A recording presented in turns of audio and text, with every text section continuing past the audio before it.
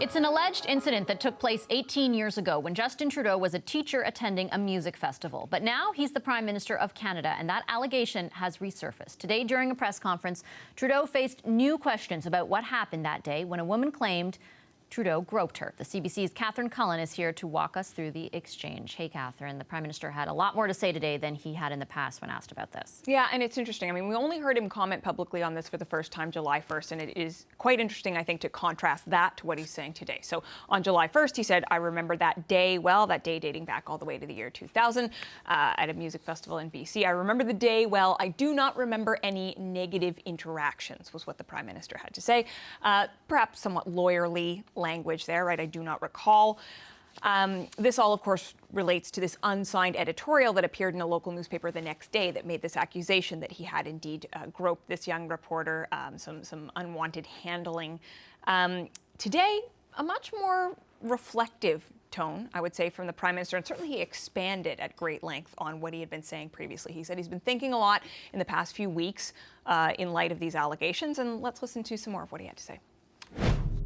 I've been reflecting on the actual interaction, and if I apologized later, then it would be because I sensed that she was not entirely comfortable with the interaction we had. Like I said, I've been working very hard to try and piece it together, and even when the original editorial came out at the time, I was fairly confident. I was very confident that I hadn't acted in a way that I felt was in any way inappropriate. He went on to say, though, and he made this point a few times, that people can perceive things in different ways, and that he appreciates that while his perception might have been that he didn't do anything inappropriate, and he came back to that idea a few times, he did open to the door, at least to the idea that this young woman might have felt differently, and frankly, it's quite clear that she did when you look at the words used in that editorial.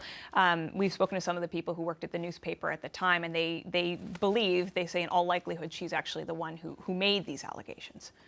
The Prime Minister, in those comments that we just heard, was responding to a question specifically asking whether or not he would call an independent investigation into this. And so what is he going to do next? Well, he was asked twice about an independent investigation, and both times he just went back to this idea of reflecting about what he's done, that he's confident that he didn't make any mistakes. So he did not explicitly say that he would not call an independent investigation or investigate this in any way, but that did certainly seem to be the gist. And he did talk a bit, too, about what other follow-up might or might not be appropriate from his perspective, from his office. So let's listen to that.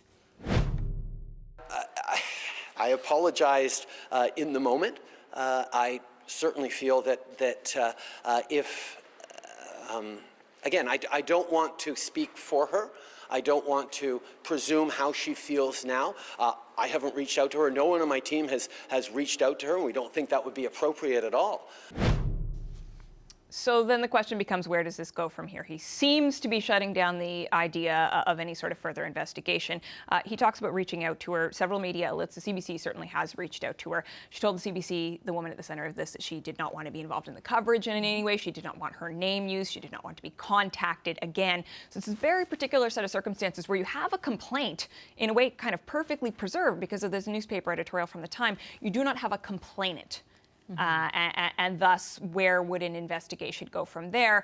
Nonetheless, incredible scrutiny of this incident over the course of the past few weeks, even from international media now, and a lot of those international commentators were not satisfied with what Justin Trudeau had been saying up to this point. So the question is, do his comments now put an end to the controversy? I think we can bet that certainly some commentators, observers, opposition members will not be satisfied by this and will continue to question what it says about his feminist. Yeah, especially given his rhetoric on feminism and defending women's rights. I think he's facing a lot of questions. Yeah, and I think that's why people have been so interested in this particular incident. And of course, it's interesting in light of that to see that he's really leaning in to that feminist side today in a way to combat, let's say, some of the questions that he's facing. Okay, we'll have lots more on this in the Power Panel when you'll be back to join us then. Thanks a lot, Catherine. You're welcome.